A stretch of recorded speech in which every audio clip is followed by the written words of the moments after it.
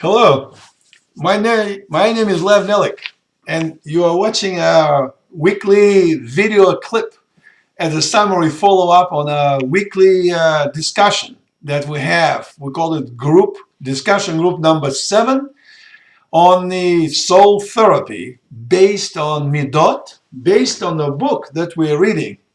We're doing a book club, if you will, Olam HaMidot by Rav Moshe Don Kerstenbaum. It's the third recording. We just started our group. We have members continuously joining. We just had today Sunday, 29th of Tevet, 5,780, or 26th of January 2020. So every Sunday we do our getting together, and then some people ask to send the follow-up video, the trailers, as I'm doing right now, to tell those who couldn't make it, couldn't attend, they can see what happened during the class. So this is like a brief summary of what happened. And as we say, we don't have a particular agenda structure, and the class is unusual. The book is unusual by Rav Kerstenbaum in being we don't follow a particular structure or agenda, and we get off on tangent.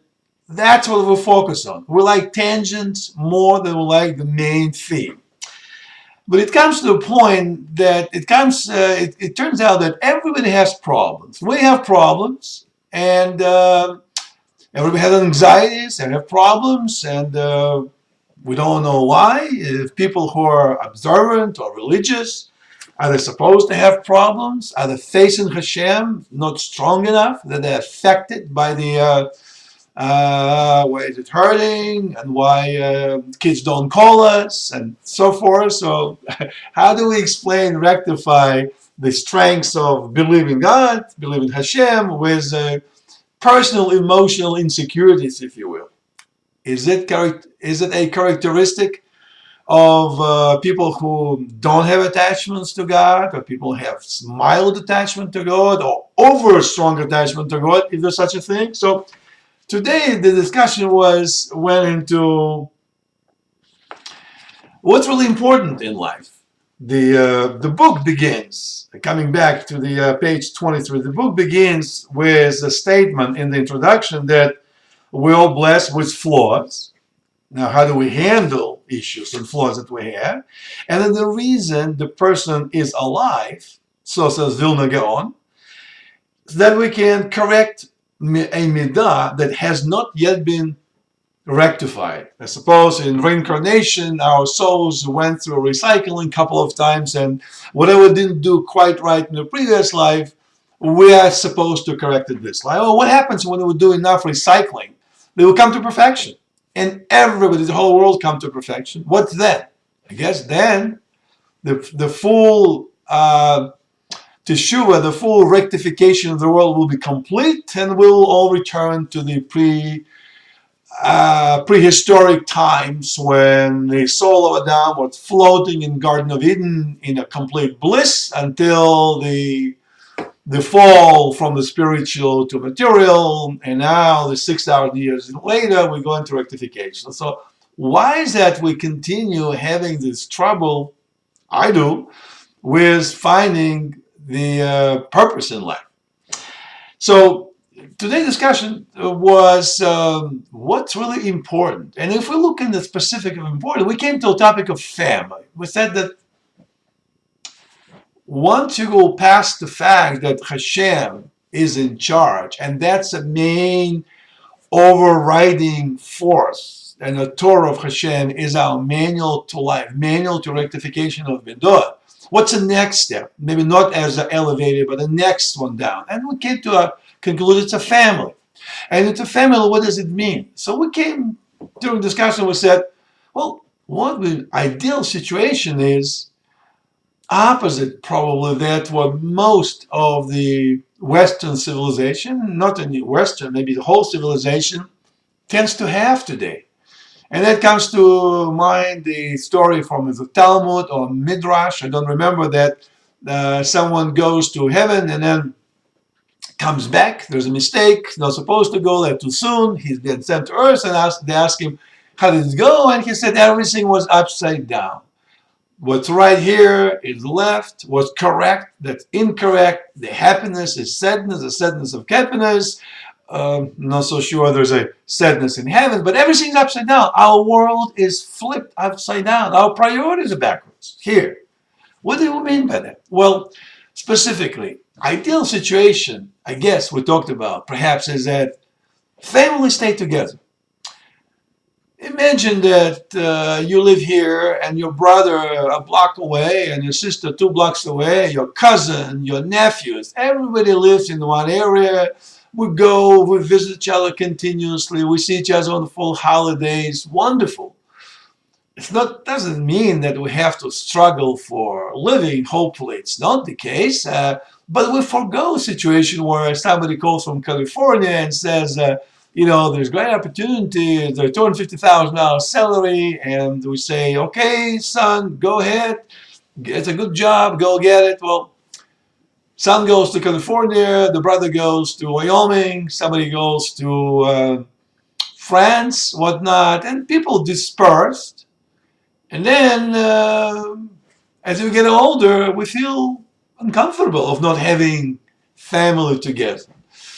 And yet, when we talk to some people say, there's nothing wrong with that. There's good opportunity. Why do I have to struggle to make a living at $50,000 salary where nowadays it's not much? Or 40. If you get $150,000 opportunity somewhere, why not to go there? Why not to go to college in Wisconsin if you live in New York? Or even more interesting college in San Diego. That you're getting a good job, follow your calling, get what you really are. What's wrong with that? So some people say, what's wrong with that? It's that you are diffusing the family throughout the earth and you lose that connection. You don't have these times to get together and with your brothers and sisters and have a Shabbat together, or on Wednesday to go bowling. You sort of like Skyping, telephoning, but difficult to some people. And I don't know, is it difficult to some people or not? In our group discussion, it seems like most people have a problem with that. But then when you talk one-on-one to some folks, they say, no, that's the way of the world today. Why worry? What does that you want? We'll find if you put 3 groups of people, like children or young people under 20, and then maybe from 20 to 40 or 50, and then after 50, these groups seem to see that issue of family and midot associated with that somewhat differently. The under 20 it's almost like the worm that turns into a butterfly. Until the worm becomes butterfly, cocoon becomes a butterfly, he can't really talk to butterfly and understand how does it feel, what does it mean to fly. They can't understand each other. You only can understand a butterfly if you're this little worm. Forget English name for the worm turns into a butterfly. You can't understand a butterfly until you become a butterfly. You can talk to other worms, so butterfly to butterflies, but you can't cross the biological transformation, psychological, biological transformation of becoming at a new state. So at the 20 years old, you don't think about that family is that important. You want to see the big world. You want to fly out, fly away, see the world. When you're between 20 and 40, you're somewhat settled, and you don't have the aging factor approaching you yet. So you kind of don't worry. What's going to happen? Why worry? Why to be anxious about the years to come? Who's going to take care of us? Are we going to be lonely? What happens? You don't have the thoughts. So that's a second group of people. And the third group of people perhaps after 50 or 60 or older, then they say, listen, it's kind of, just 2 of us. We're living here in a farm in Arkansas. And used to have a big family. They all went to New York. They went to Los Angeles. And that's how I thought about it. People would say when I was 20, and I kind of regret those decisions. So what does the Torah say about it? How does the Torah treat that particular subject, the subject of the family? We'll talk about it more our next lesson on Sunday. Would be good to know that justifications or maybe lack of justification on this particular subject of the priorities, and how does it reflect, how is it reflected in the topic of midos? What character traits the person have to develop in order to respond to this question properly? Is there a correlation between the midot, being the Torah, and a family as a subset of overall priorities in life? That's what we'll talk next Sunday at 9 o'clock. See you then.